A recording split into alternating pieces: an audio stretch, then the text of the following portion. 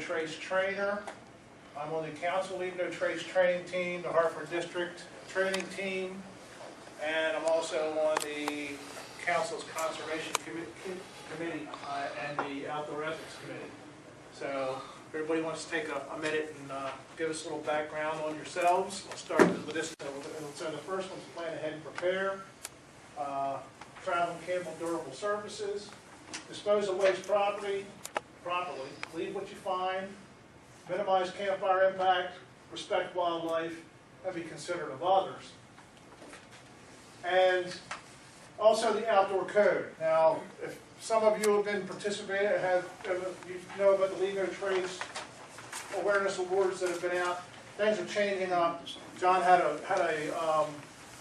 Mack had a session before this one on the Outdoor Ethics Awards, but what they're trying to do is they're trying to actually roll back into the outdoor code, and as it says up there, as an American, I'll do my best to be clean in my outdoor manners, be careful with fire, be considerate in the outdoors, and be conservation minded. So what I'm going to do is I'm going to start off with talking about the first part, the first principle of Leave No Trace is which plan ahead and prepare. So what I'm going to do is I'm going to go through and do a little bit of contrasting with regards to a lot of things are when you talk about your planning ahead. There's some similarities, but there are some contrasts between when they're going out or properly equipped for the conditions as well. And most of the time, you're not going to see it out here, but if you go out west, I mean, there's certain areas where you, in the Midwest and not that far away, where you can actually plan an event, and you're going out hiking and using snowshoes, or you might be doing cross-country skiing. So, with regards to that, you also want to make sure that you have the proper equipment with regards to that before you go out. Check and make sure you have the required permits. And when we go out camping, make sure if you're going out to a park, make sure that the park, you got the proper permission, proper permits. Make sure your tour permits are filled out with regards to where you're going. Make sure everybody has the proper training. Monitor snow and weather conditions frequently. If you want to go out on a cross country, again, this goes back to the weather. If you know that all of a sudden you're planning for a skiing event, and all of a sudden you get a heat wave, is it going to be skiing or is it going to be slush? We don't know that. So again, we have to monitor those weather conditions. And again, you always want to try and break your units up into smaller groups whenever you go out, whenever possible. Patrol size units, patrol size groups whenever you're going out to minimize your impact. And again, you also want to make sure that you have the proper equipment. And also, make sure the youth has the proper experience level when you go out. I mean, when you go out, and let's say you want to go on a ski trip, you want to make sure, or snowboarding or tubing, you make sure you want to take older scouts, or if you have some younger scouts that go out and go skiing, they enjoy it, they might be a little bit more experienced with regards to the skiing, but they may have less experience with the outdoor camping experience. So, you kind of have to want to make sure that you balance that information out. For paddling events, again, this is a contrast. You want to also, when you go out to paddle events, I mean, around here, where are some of the places that we can go out and do paddling events? Upper Yog? Pardon? The Upper Yog Pagani? You can do the Upper Yog. I mean, where else? Or the Patuxent River, the Potomac River? Patuxent, the Potomac River. Shenandoah. Right. I mean, there's many different areas that you can go and do paddling events. So before you go, you want to make sure you have a map of the area.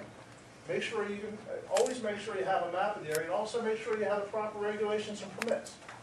If you're going to canoe the Potomac River, for instance, if you're canoeing the Potomac, on the Maryland side, it's all Park Service area. It's all your canoeing, it's all your C&O Canal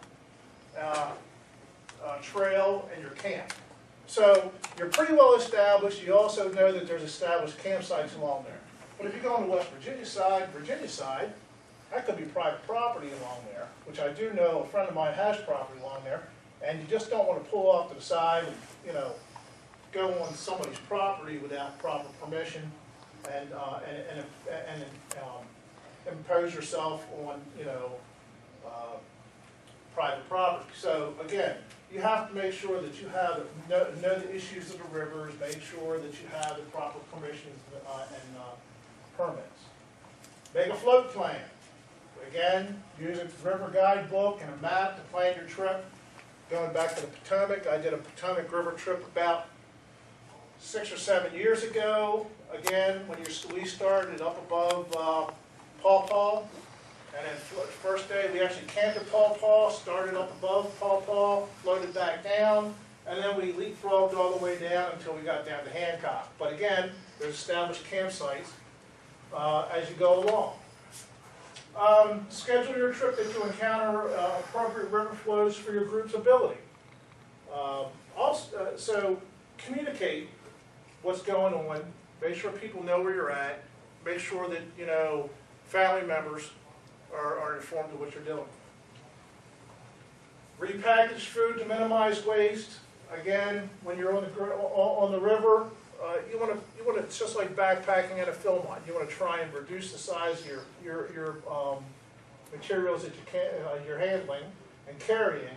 So if you can take something that's in a box and put it in a Ziploc bag, it's a lot better. And that way you can actually get, and then you go and package everything in sea bags and dry bags. Know the river skills and carry the necessary equipment to minimize your impact. Again, when we go on a canoe trip, if we're going and we know the river's running fast, you don't want to take a youth out that has never been out on a canoe before. You want to make sure, because if it's running fast, you come into areas that you might run into some rapids that might not be expected. That youth may not be able to handle the canoe or be able to control and direct the canoe properly, and you may have an issue with a canoe swamping and they get caught in the current. So you want to also make sure that you have that information available to you. And always identify, you know, the planned campsites and portages. If you have those, again, you want to minimize your impact. You don't want to take and just drop any place. If there are no established campsites, you know, you want to move off the river a little bit, move a little bit away from the river's edge, and also bring your try and bring your equipment as much up the shore as possible without disturbing any of the foliage or vegetation along the river. Like these people here, you notice all their equipment in this picture is on a rock, is like on a rocky beach area. That's where you want to go. Also, you want, as I said, going back to the conditions of the river, we had one where, as I said, the Potomac River, when we went traveling, the night before, we had, actually, yeah, it was the night before, we had a thunderstorm. We went out, a heavy thunderstorm. The first night we were there, the next morning we went up, started, came back down to Paw Paw, but it took a whole day for the water to actually come up. And we actually, luckily we tied our canoes up because we had just beached them and we tied them up. And the next morning we walked out, and where they were sitting on beaches, that water had risen 3 feet overnight. So, and then the canoes were up and floating, and luckily, you know, the scouts had made sure that the PFDs and the paddles were brought up far enough off the shore that they wouldn't have happened. And as I said, luckily and we were smart enough to make sure that everything was tied off. So that also goes back to observing, watching out for, you know, your weather forecast. Traveling and camping on durable surface for winter camping. Know how to use and repair whatever means of winter travel you're carrying. Skis, snowshoes. Make sure that you have this available, because, you know, you may not be traveling necessarily on the same type of trail that skiers are, that snowshoers are. you know, ski trails are pretty well established. I mean, you're pretty much going to probably follow like a regular hiking trail. Stay in deep snow cover whenever possible, and stay on snow in the middle of the trail to avoid creating new trails and damaging side plants. Again, it's just like similar to backpacking and hiking along a trail. If you're following an established trail, stay in the middle just like you do when you're going on a regular hiking, backpacking event, like when you're going on the AT or when you're going out to Philmont. For skiers, snowshoers, again, yield to downhill traffic, be prepared for blind corners, and when stopped, move off the trail. It's pretty much a standard procedure, whether you're backpacking, hiking, or anything like that. And if you're out west, you know, stay away from avalanche paths, steep slopes, and unstable snow. I don't know how many of us are going to encounter that around here, but you never know when your youth want to say, hey, can we go out to Northern Tier, or we want to go out to, you know, the Grand Tetons in the middle of winter. I actually have one of our scouts, he's an Eagle Scout, he actually works out of Jackson Hole, Wyoming, and he has the gravy love job of anybody. He is actually an outdoor instructor out there, and he actually takes people out and teaches them all this kind of stuff as a profession. He actually he sends pictures out back all the time of him climbing rock faces out in the Tetons when it's like 3 feet of snow out there, or even deeper. So there's some more on winter camping. Choose a site on durable surfaces, snow, rock, bare soil. Make sure it's not any type of tundra. We don't have any tundra around here. The closest place we might find tundra here is up in Vermont, where Mount Mansfield is one of the only, Mount Mansfield, Mount Washington. Those have high enough peaks where they actually have tundra near the top, near the peaks, but we're not going to find anything around here. Also make sure that, you know, you're away from any type of forest edge, so you don't destroy or damage any vegetation that might be underneath the snow.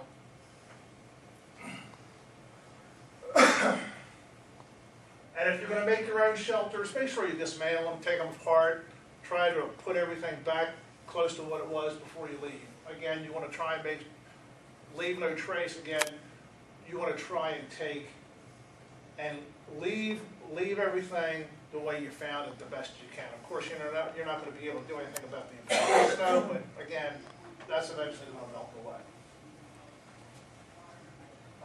Camp safe, stable site out of view of heavily traveled routes and trails. Again, you know, try and move away from the trail a little bit, and so as to not, you know, block or impede traffic that's in the area.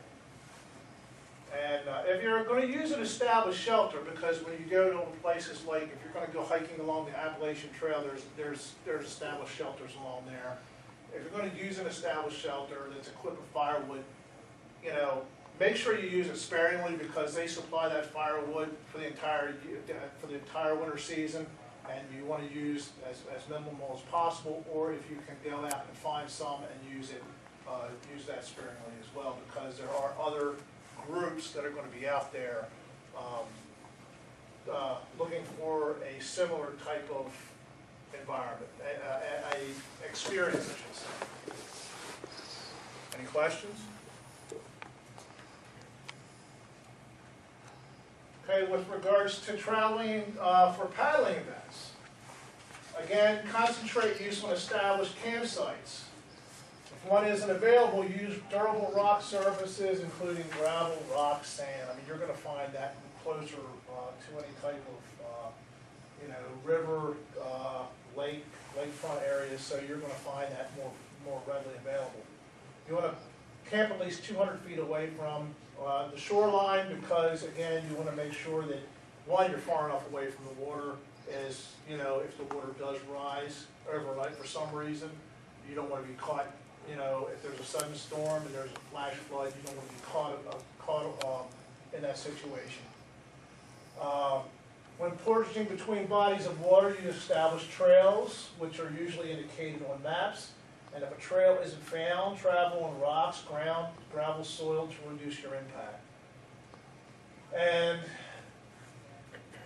using, as I said, using existing trails greatly minimizes any erosion or vegetation damage you may otherwise have caused. So, a lot of this is redundant.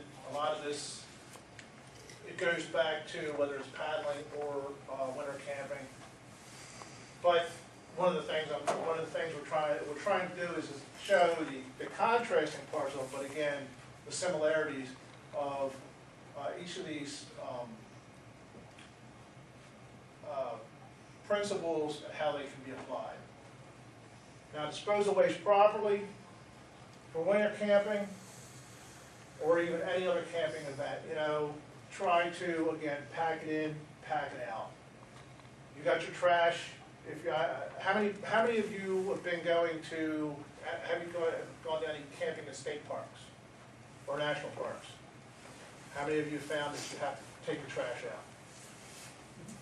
This is one of the things that we try to, with regards to that, this is one of the things we try to encourage and impress upon people. When you go, before you go, like I said in the first, plan ahead and prepare. You know you're going to a state park or a national park, you got to make sure you take your trash bags, but also try and repackage your food to minimize, or try and plan your meals to minimize the amount of trash that you have. If you have boxes that you can take the let's say boxes of cereal or whatever, you can take the outer wrapper, take the boxes out, get rid of it. Things that can kind of mold a little bit, if you can take it, break things up into backpacking type of meals, where you can minimize and reduce the amount of trash. What trash you have one big Ziploc, you can stuff all the wrappers inside that Ziploc bag and haul it out with you. This reduces the amount of reduces the amount of volume with regards to your trash, but it also reduces the tendency to leave trash behind, because if you have larger pieces of trash, people have a tendency, well, I'll just leave it here and they'll come and pick it up. And they'll come and pick it up after me. And that's one of the things we're trying to discourage. As I said, minimize packaging material before departing, always reduce your possible trash. When cleaning up after a meal, ensure any remaining food is placed in resealable containers to reduce smellables. If anybody's going backpacking in the backcountry, that's one of the big things, is smellables. If you get food on your, if you get food on your clothing, it's a smellable. Where's it go? It goes in a bear bag. What's a bear bag? We'll talk about that a little bit further on. But again, once you get the food on your clothing, you can't wear it, you can't put it in your tent, it draws animals, and you don't want to have that issue coming about. Sump the water used for cleaning and place it in any food particles in the trash to be packed out. Take the water at least 200 feet away from a water source and the campsite, and dispose of it by the broadcast method. What I mean by sumping is straining. One of the best ways we have as a strainer is go buy a plastic Frisbee, drill holes in it, just hold it, and then you hold it over a container, or like when you have your 3-pan method for washing your dishes, you take your dirty dishwater, you take the cleanest one, and basically you just filter everything across. Do that a couple times until you get as many of the food particles as you can into that strainer. Take the strainer, dump the food particles in the trash, and then you do the broadcast method, which is basically taking your container and just kind of like dispersing it like this and moving around. One of the sumping methods they taught us when I was out at Philmont, because we did leave no trace track, is if you don't have that available, take some pine needles, big bag of pine needles, take a trash bag, or not a trash bag, but a Ziploc bag or a plastic bag, fill it with pine needles, punch holes in it, pour the water through that. The pine needles will actually act as a filter, and then what you do is as you go hiking along, you slowly broadcast those pine needles, and that minimizes, again, as much as possible the food particles there. or you can actually take the pine needles and pack that out as well. For human waste, use the cat hole method. Make sure you're at least 200 feet from a water source and the campsite. If the ground is frozen and the cat hole is impossible, you should pack it out. They do say that if you are in a deep snow area, that you can use and cover snow, and eventually that'll actually help it decompose. But that's not the preferred method. For paddling events, always pack it in. Same aspects here. They're pretty much similar. Make sure that you repackage this food. Make sure you pack all the leftover food out. And also make sure that you sump the water and carry the water at least 200 feet away from the shoreline with regards to this. When disposing of human waste, check regulations for the region. Some pristine areas will require you to pack it out. And they actually have special, you can buy these, basically, you put the waste in there, it basically dehydrates it. It takes all the moisture out, it eliminates the odor, and that way you can pack it out. There's also special containers that they actually make. They're like plastic tubes that you can use it to transport it until you can get back to a place where you can dispose of it. Again, make sure that you're at least 200 feet away from the water source before you dig the cat hole. Make sure it's 6 to 8 inches deep. Doesn't matter how much diameter it is, as long as it's 6 to 8 inches deep. And make sure that when you're done, you make sure you bury everything and you put a stick in it. Pardon? No deeper, No deeper. because it won't break down. That's right. Make sure that a minimum of 6 inches that they want you to go, no deeper than 8.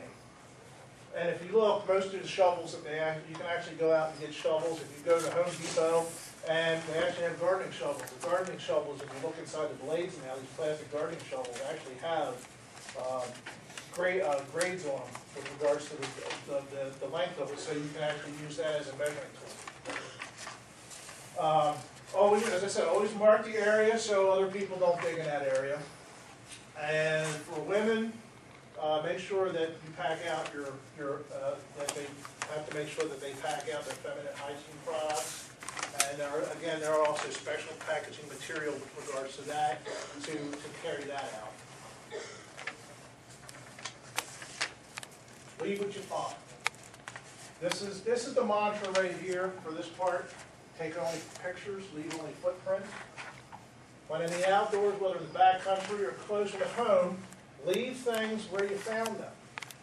I mean, how many times have you been someplace and you see something that's like, hey, that's really cool, and you want to? I know as a kid, you see kids, hey, that's really cool. I want to take this home. Well, what's going to happen with that after all? After all, it's going to get shoved in a drawer, and what's going to eventually happen? It's going to get tossed in the trash can. In a petrified forest, it costs you $250 if you take something out. It's summertime, it's 85 degrees out. Nah, you don't need a backpack. You don't need a campfire. If you want to have something that you want to do in the evening, relaxing, something to sit around and chat, we do what's called candle campfires. You can buy these little candle lanterns, and you sit there and you like that, and then maybe you want to do thorns and roses for the evening, or something like that, something to decompress, but you really don't need to make a campfire. If you do have an urge to make a campfire just to create an atmosphere, then you can create a mound fire. We teach these at the Leave No Trace course. Mound fire is nothing more than taking and laying down something like a vinyl tarp and taking and scraping off a layer of soil. Usually the best place to do is going to the trail, because that soil is already impacted. And if you have a shovel, you can just sit there and scrape enough soil up, make a mound, and then you can just, punch a hole in that mound and just make a small little kindle fire. Just use a little bit of kindling tindering, and then when you're done, you make sure everything's burned up, and then you take that soil and try to put it back and return it to where the area you got. So that's something that you want to do. For winter camping, more than likely, if you're winter camping, you're out in the snow, you're out in deep snow, you're going to want to have a fire, because after camping for a day, you want to have something that will help you warm up a little bit, and you may need it to help dry things out as well. If you're camping, if you're going along and you're hiking and canoeing, whether you're canoeing or backpacking or camping, whether it's cold weather camping, winter camping, you can always, if you can, find an established campfire ring. If you're camping in a state park or some sort of established campsite. Campfire rings are there for a purpose. They want to control that. So those are one of the things, whether it's a stone fire ring or one of the metal fire rings that you see in some of the parks. Make sure that you, as I said when we talked about the mound fire, only use dead wood. When you're using a small fire like that, only use anything no thicker than your finger, because what you want to do is you want to burn it all down to ash. Anytime you leave any type of nuggets that are just like charcoal, they don't decompose. Charcoal does not decompose, so that's one of the issues, and that's actually how they actually determine how long a campsite has been there, is by the amount of charcoal that's there. Another thing is we actually use, well, this is for, this looks like they have like a fire pan to use, which, that's all the ash. But what you can do is if you have a large pot lid, you can lay that down, put some dirt on top of it if you don't have foil or you don't have a tarp, but you can actually take a large pot lid, because what you're trying to do is you're trying to insulate the ground from the fire, because what's happening is the fire, the heat from that fire actually sterilizes the ground underneath of it and kills anything in the soil. And soil is living and breathing, it has organisms, it has insects, and when you heat it up, it kills all the organisms and the insects and destroys the nutrients, and therefore it scars the earth. And it usually takes 20 to 50 years to recover from something like that. Respecting wildlife. Avoid your trails that are traveled by wildlife. You can always see deer trails through the woods, things like that, because usually those are main trails that these animals take, that they're going from maybe their bed down areas or their feeding areas to a local water source. So you want to try and avoid that as much as possible. When approaching wildlife, stay quiet as not to startle them. And also be conscious of mating season and young ones as well. This is something that this is something that you need to be very observant of when you're out there.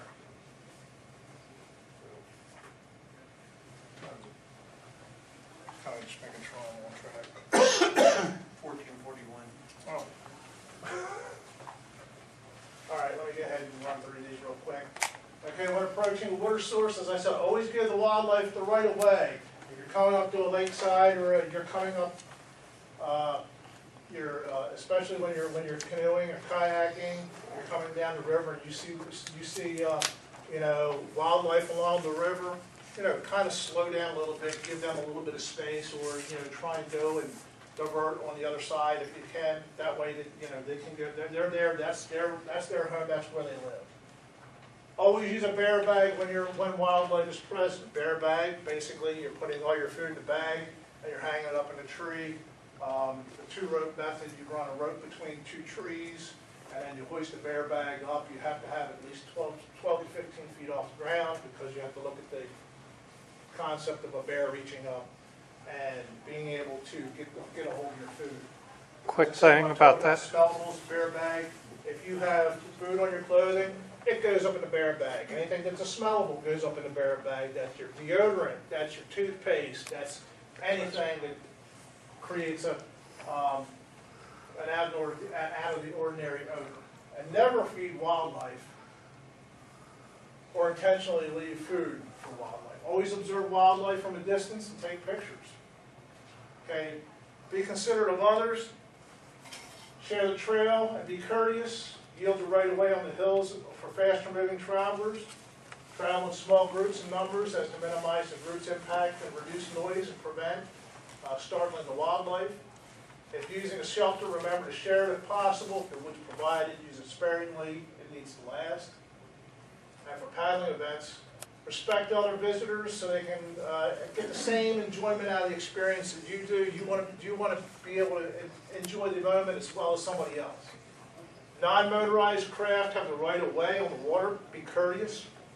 Leave larger campsites for larger groups. Communicate your float plan with other groups so you can share the water and the campsites. If you're getting ready to go into a campsite and you know there's a bigger group going in there, see if you can see if there's a smaller one that you can deal with. Again, also travel in smaller groups. Share the river with others. There are others, fishermen that are out there. So again, be respectful of the individuals. Pardon? I noticed that some of those folks there are not wearing personal flotation devices. Actually, yeah. Well, this guy This is. guy's not. This guy's not either. Yeah. So, but that's good. That goes back to plan ahead and prepare to make sure. That's just a picture I pulled off the internet. But thank you for pointing that out. He's got one behind him. Yeah, it's laying in the boat. That doesn't do anything. According to law, he's within the bounds of the law. Okay. Again, share the river with others. Respect others' properties, which is a part of the shoreline. And then I have a list of resources and websites and links that with regards to any of the information that if anybody's interested in this. So if you're interested in this, you wrote your email address down. I'm going ahead and send this out to everybody. So thank you very much for coming. Everyone, Yeah, here's. This goes to why did you come to this class? You need another credit for your next degree? It's the only outdoors we got. We only get one. And We gotta take care of it. because Doesn't matter if we only got one. It affects everybody. that's it. We want to pass this down. You want your children, your grandchildren, your great-grandchildren, through however many layers, you want them to enjoy the outdoors. The only way they're going to enjoy the outdoors is if you take care of it. And you teach the next generation how to be good stewards of the land. Right?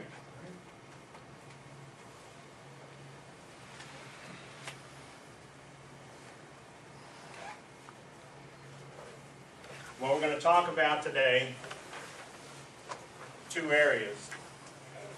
And I call this infusion because that's what's going on in scouting. Like I said, you're going to see this new outdoor ethics spread all through scouting. You'll find it everywhere. It's really going to become an emphasis.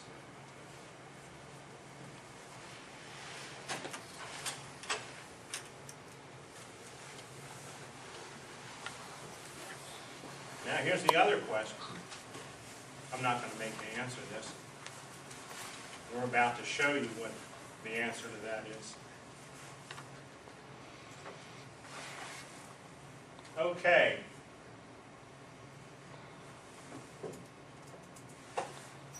We'll start with Cub Scouts.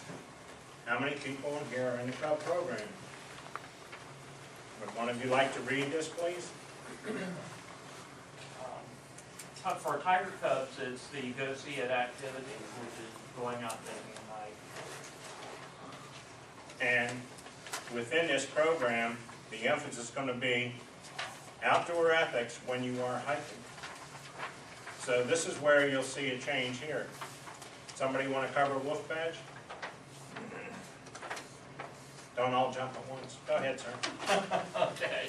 For the wolf badge, it is indicated, it's the character connection, which is to respect the environment, and that ties into the Leave No Trace. And it's also part of the neighborhood litter cleanup program. And wolf electives, birds, camping, fishing, so. And see, that one of the things you need to teach kids when they're doing this level, when you talk about cleaning up the outdoors, it's not just state parks and scout camps. They're outdoors when they're in their neighborhood. and they need to be considerate of their neighborhood and not trash the neighborhood. So it's good to have litter cleanups in your neighborhood, especially if you have them wear your uniform, and let all the people in your neighborhood see the scouts actually cleaning up, your scouts actually doing things like this. That's what they expect of scouts.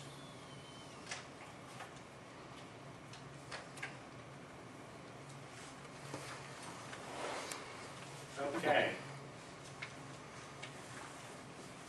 Back here I saw some hands. Would somebody like to read the bear part? Sure. Fair requirements, 5, 6, 9, 12. I have no idea what they are. Outdoor camping, But you got them signed off, right? Yeah. Okay. And in the electives, and we see nature, crafts, camping, soil and water conservation. But now things are getting a little tougher for them. They have to earn the LNT Awareness Award. We'll get to that later. But that's a requirement for Bear Elective 25, camping and hiking. Like I said, we're sneaking it in there. We're going to make. Okay, anybody here familiar with the UoS program?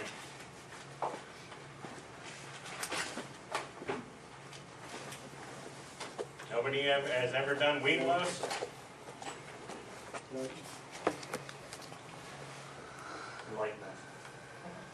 John, I think you did UoS A couple at the years turn ago. of the century. Yeah, well, BP was still alive. Yeah, on our outdoorsmen, BP would teach us how to make bug juice out of real bugs. That was, but today we have requirements 1 and 9, which is planning outdoor activities. 5 is, again, reinforcing the LNT by having a discussion at a den meeting. Again, reinforcing the thoughts. 7, fires and fire safety. 8, meal preparation, and what's important is the cooking and the cleanup. And then naturalist activity badge.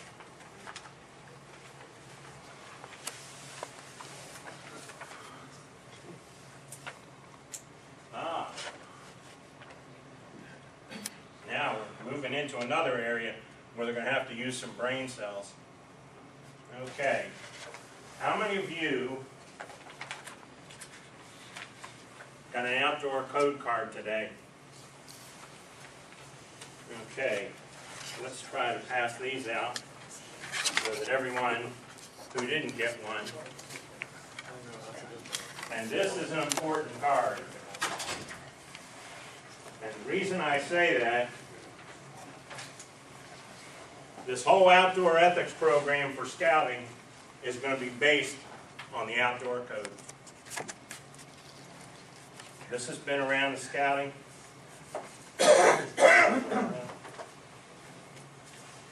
This has been around since 1948. So I guess now they're going to start using it. Yeah, but you'll see a lot of emphasis on this, like making them actually learn it. But like I said, everything. Do you have a couple more back here? Sure. Thanks. Where can we get copies of this? Scout shop. Gotcha.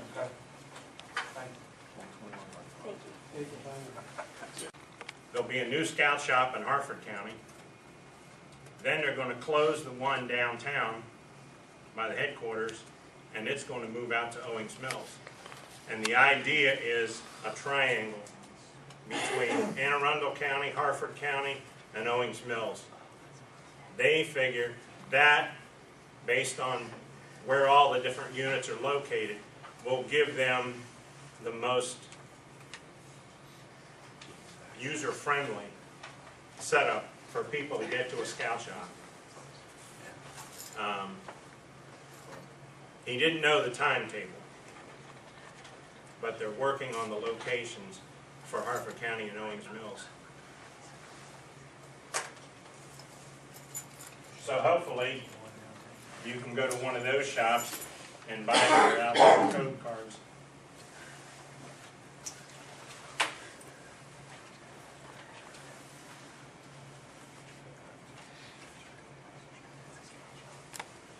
Okay, any Boy Scout leaders here? all dying to read it, aren't you?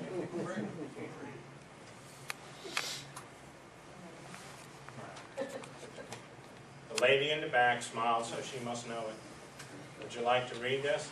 I can read it. And read them one at a time. We want to point out something. A Boy Scouts Tenderfoot. Requirements 1 and 5. Plan ahead and prepare. See where that's from?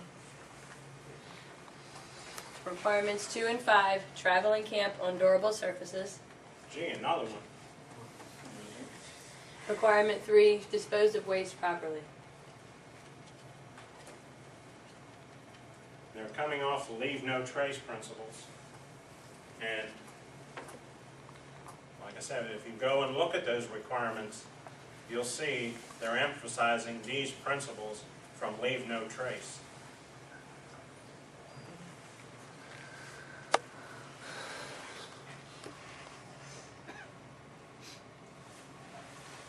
Roger, you knew something about Boy Scouts, didn't you?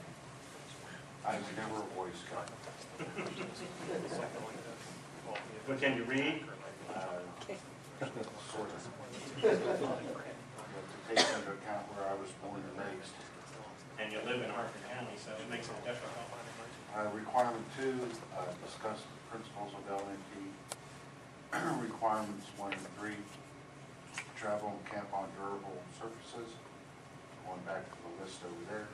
And requirement 3, which is minimize campfire impact, which is 5 on the front one. Okay, if you take your little hang tag I gave you, and you look on the outside circle here, you'll see those 7 principles printed on there. Get to know them, because you're going to be seeing and hearing a lot of it, because they're going to be part of all these requirements that your scouts are going to have to meet.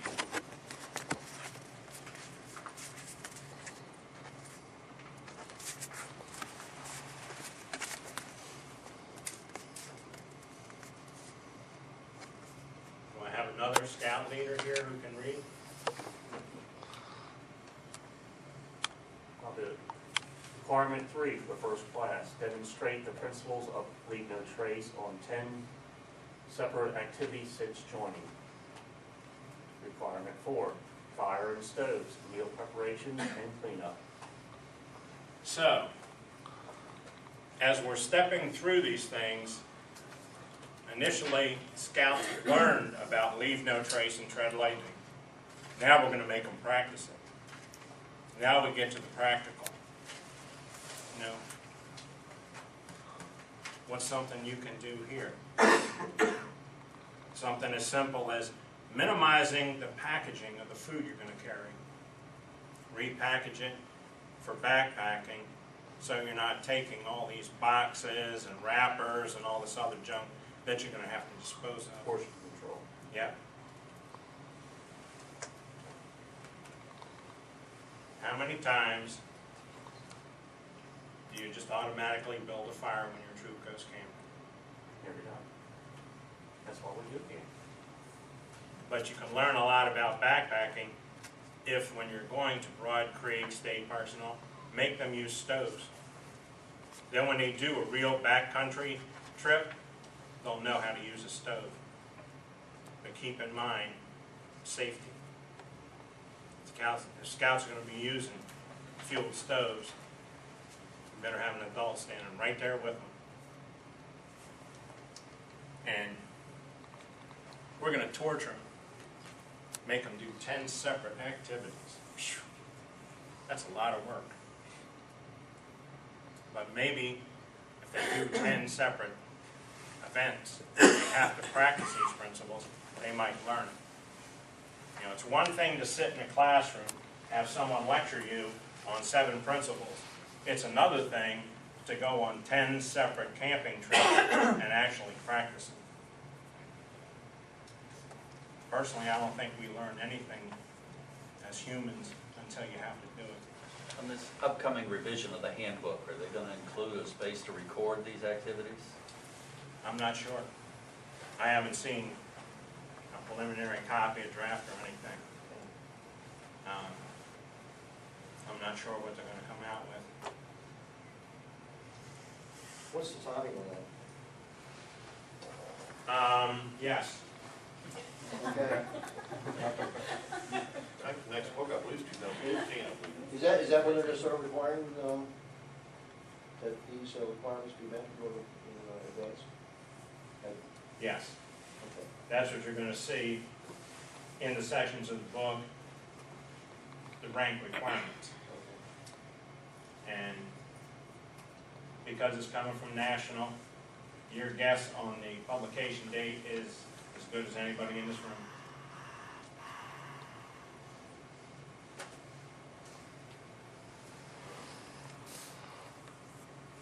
Okay.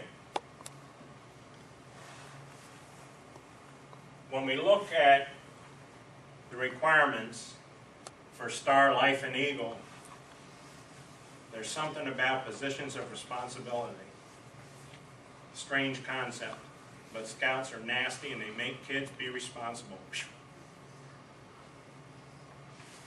Two of the positions you'll see listed for those are the Leave No Trace trainer for a troop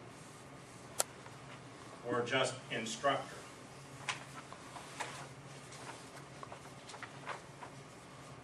Now, Tom talked about the courses we hold here in the Baltimore Area Council.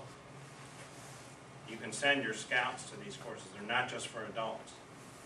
Then they can come back and be the troop trainer and have that time count as a position of responsibility towards those ranks.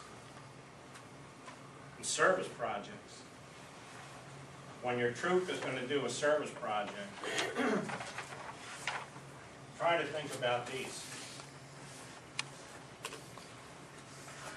You know, something like dispose of waste properly, where we said the Cub Scouts are going to go out in the neighborhood and clean up all the trash. Maybe that's a good community type project for your troop, cleaning up all the trash.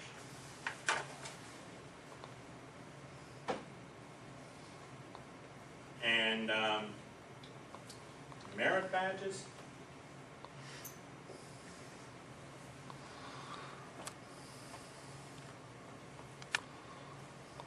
Here's a few. A lot of them are going to be affected by this.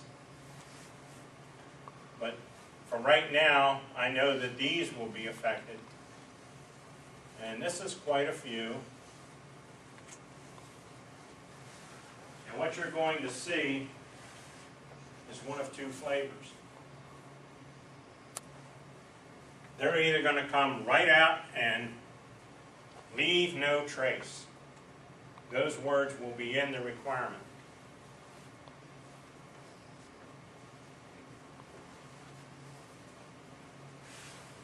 Or, we don't see the words leave no trace. But if you read this, it goes to this principle over here about dispose of waste properly. So, you're going to see those two flavors with the merit badge. Either the words leave no trace, tread lightly, or it's going to tell you to do something in accordance with one of the 7 principles.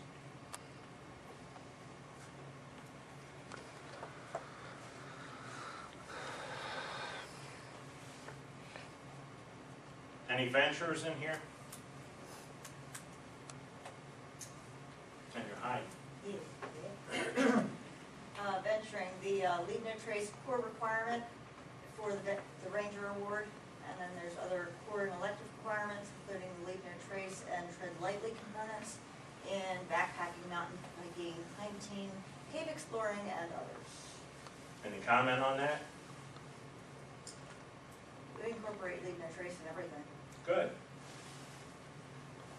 And I'll tell you what, I wish he was here today. Mike Honeyke helps us out with a lot of these Leave No Trace courses. He is the regional forester from the U.S. Forestry Service, and he'll tell you about just what the Forestry Service Rangers and Park Service Rangers think of Boy Scouts.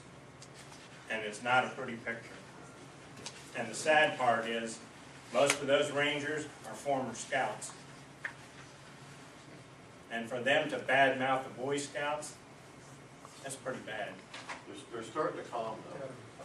From 2000 through 2008, the Rangers at the Massawippi National Camp School teach scoutcraft skills. We have a ranger come in, and the first thing he says is, "We don't like Boy Scouts." Yeah. And then him proudly displaying the fact that he's an Eagle Scout. And here is why. But over the last 8 years, they have slowly come around, just as we've started to incorporate more of it. Well, and part of this is leave no trace being taught to scouts. And now it's being emphasized more by being spread out, just woven through the whole fabric of scouting.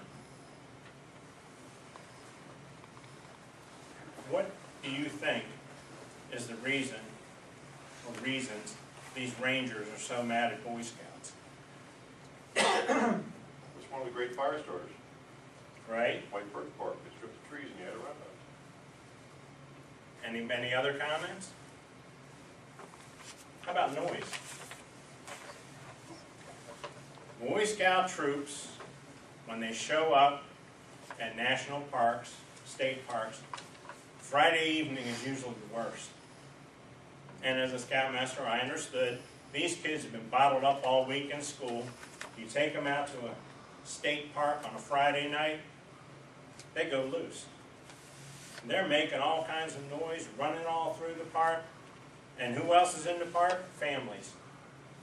So now you got a lot of families with little kids who try to put them to bed at an early hour.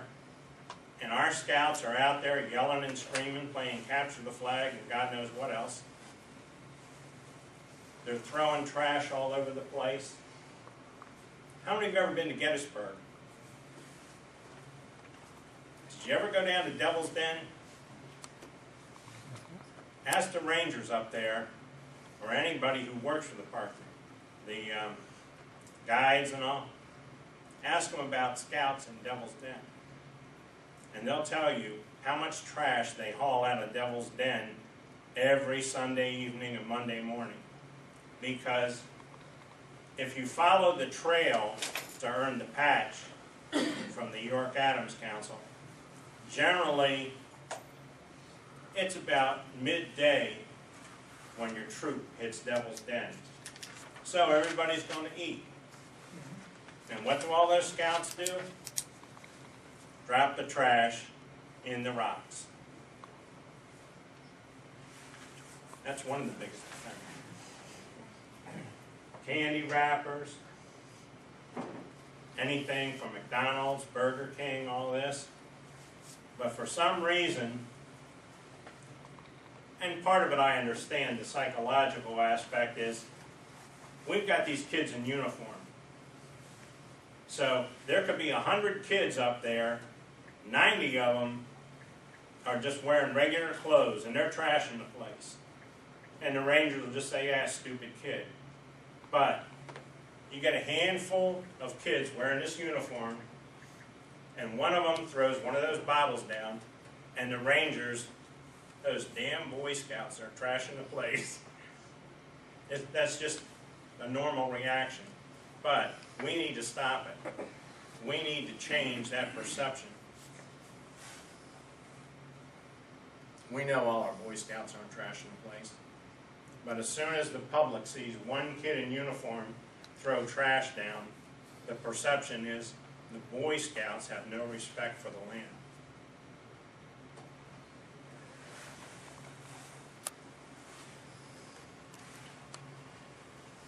Anybody working with the Varsity Scout program? And you guys are getting afraid to raise your hands. Okay. Well, I pulled this list out of pens, and these, you're going to see changes made in all the requirements here that call for them to learn something or do something in regards to leave no trace, tread lightly. They're not going to escape this stuff.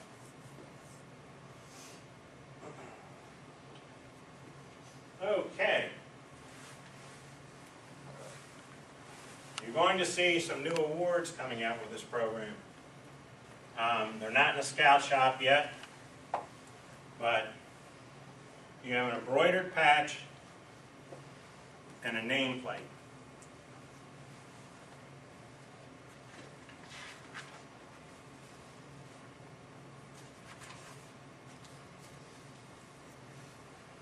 These guys are going away. Now, National says these will go away when they've all been sold. No comment on that. What that means to you is, if your scouts are working on those badges, I suggest you get to a scout shop and buy them now. Because they're not going to order any more. When National runs out in their store system, that's it, and that's when those things are officially retired, and they go off to Florida Sea Base. And you'll never see them again. They'll still be valid though. Oh yeah, Okay. you can still wear them as part of the They're uniform, collector's items. but like I said, buy them now if your kids are working on them. Because once they run out, that's it, no more, and they can't work on them anymore.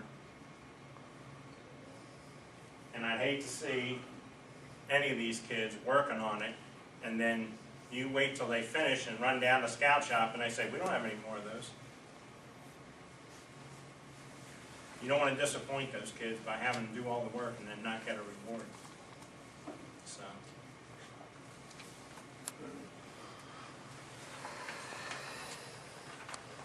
Okay.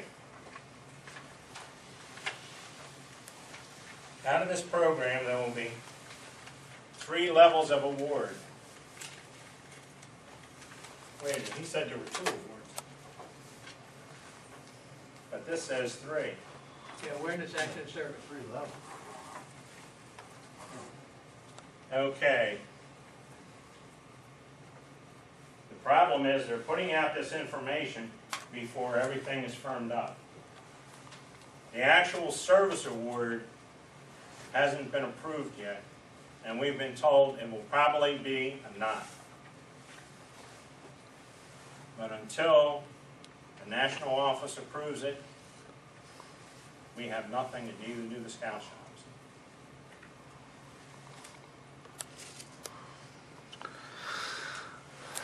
And the idea here is you start with awareness award, which is learn.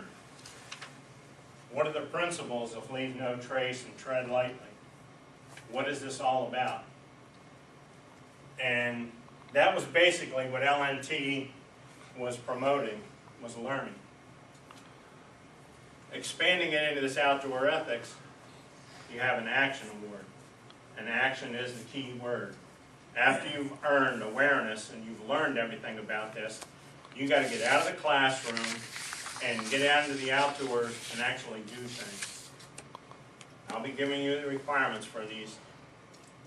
And service is more getting out and training people, running different events that involve leave no trace, outdoor ethics, tread lightly.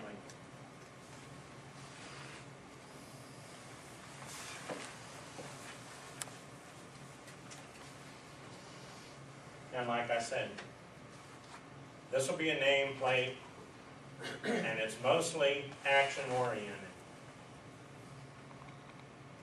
What good is teaching you all the theory if we don't take you outside and have you do some things to put all these to practical use?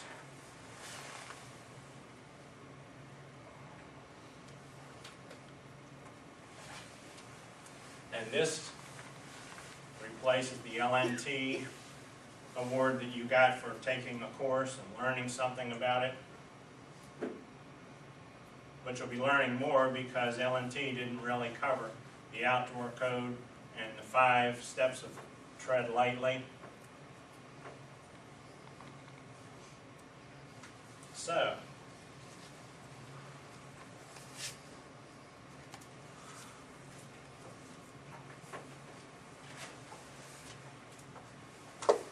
pass these around?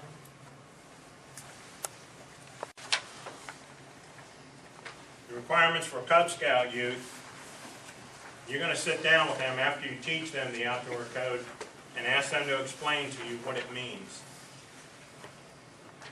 And there's a couple online courses we want you to do. First, go to lnt.org. That's the Leave No Trace website. And that's wrong. It should just be the online course for your age group. But if you go to lnt.org, go to Teach, you'll see the programs for youth and adults. So whichever one you feel is appropriate to your age, take that. One other thing I would recommend, when you're at the lnt.org site, on the right-hand column of that page, the Teach page, is a list of other resources. There is one video on there I'd like you to watch and have your scouts sit down and watch it. It's LNT on the Appalachian Trail. And it is a very well made, I mean, it's not Hollywood, but they did a good job because instead of someone standing here and explaining this in a classroom setting, they're actually on the Appalachian Trail. And when they talk about doing any type of the Leave No Trace activities on the trail, you're seeing backpackers doing things in the outdoor setting. And I think kids will relate to that more than somebody discussing principles. That's just discussing principles will put them to sleep. But there's a lot of good footage on there. The kids will find the photography interesting, but it's also the practical side.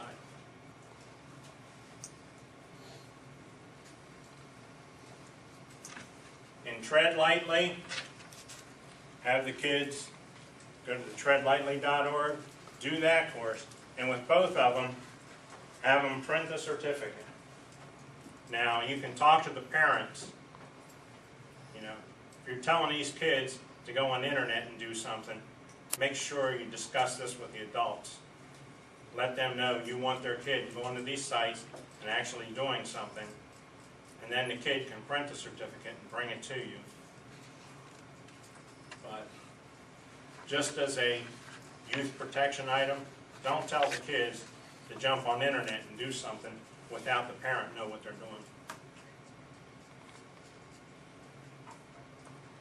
And here, hopefully, you get somebody in your troop or pack that gets trained and have some outdoor ethics-oriented activities for the kids in your troop to learn and to meet these requirements. Any questions on that?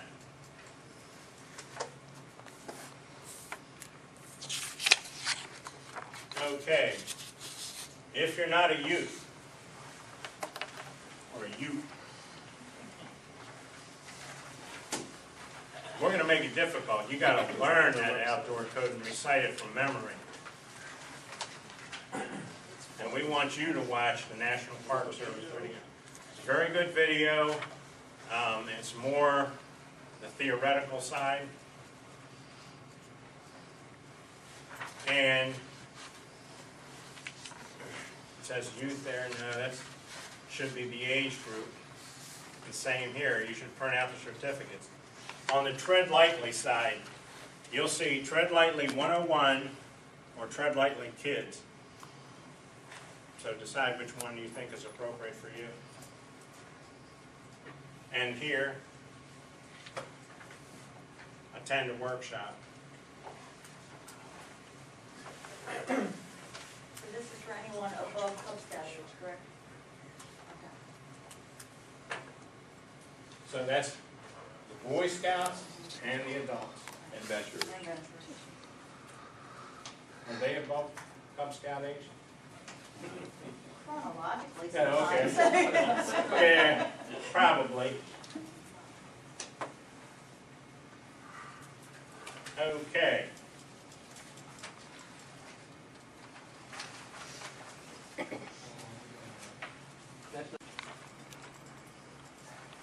For outdoor ethics action. And that's because they have not approved the criteria for it. The Outdoor Ethics Action Awards sit somewhere between awareness and service.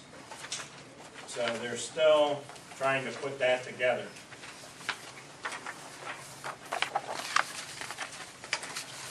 But to earn this award, you have to complete one of the following. Be the Council Outdoor Ethics Advocate, that's Tom Willis right now. And he recruits staff and trains them. He runs the courses for the trainers. And there's paperwork. Gotta have paperwork. If they're the youth and they're in a position of responsibility, instructor, leave no trace trainer, a crew officer, whatever, they have to complete this to earn this award. And here, you can break it here. The scout can staff or lead 10 or more of the combination of these activities.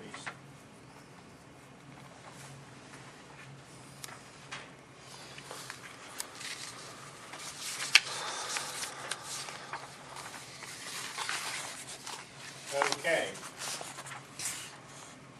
If you decide to take the Master Educator course, and when we get it, the Tread Lightly Master course, if you do that, you can earn an Ethics Service Award through completing these requirements as a Master Educator.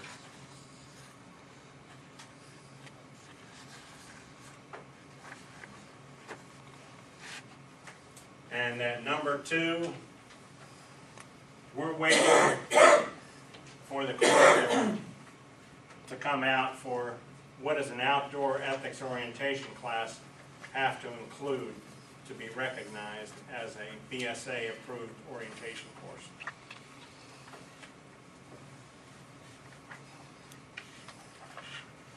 And this stuff just came out at a conference back in November. We started seeing it this spring, so it's slowly making its way to us. And we're waiting to see what the new handbook is going to look like, to see how they're changing the flavor of that book to include all this. Is that handbook going to be online, do you know, or will it be an actual, no way to know? That's a national decision. I don't have any insight. You have to be nominated for a Hornaday Award. All these other awards, you're going to do something and show someone the certificates you printed out from taking online courses, show them that you were a staff member for a course, you did something in terms of a project. But to get a Hornaday Award, you have to be nominated by someone. But if you go to this site, you can see all the information and find out what the requirements are and how you nominate someone.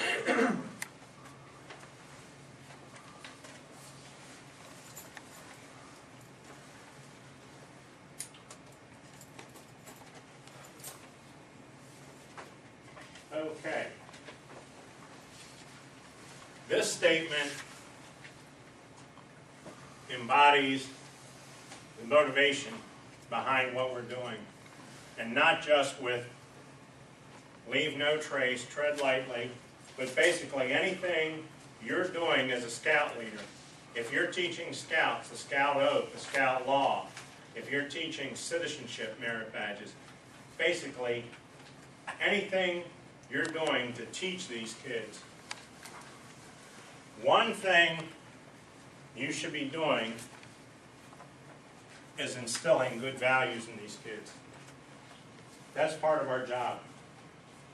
You want these kids to come out of your program with a good set of values, and that's what's going to help them shape any choices they develop whenever they have to exercise their judgment. you're gonna have a profound influence on a lot of these kids. So, give them some good values to work from.